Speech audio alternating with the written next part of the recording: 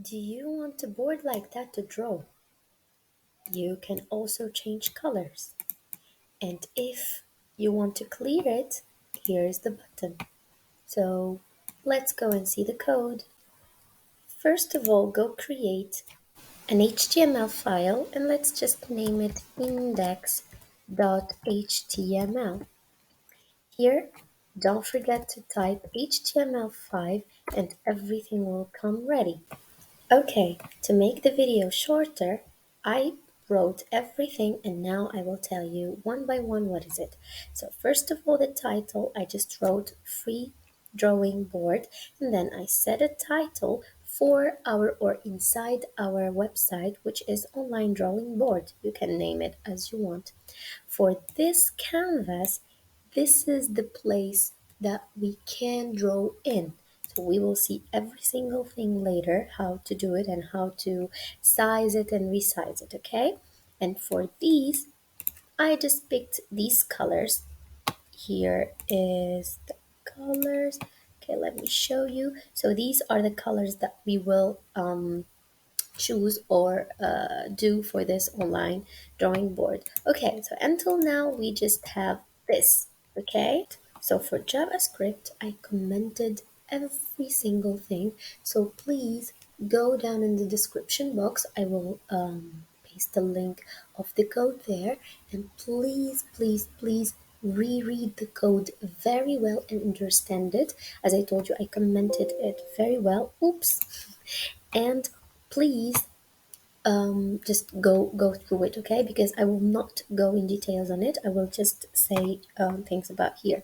Okay, so we created some functions: start drawing, continue drawing, etc., etc. So here, if the mouse is down, so start drawing.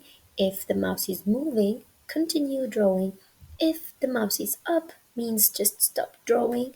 And if the mouse leave, also stop drawing, okay? So these are functions we created here. So please just go back and reread it again.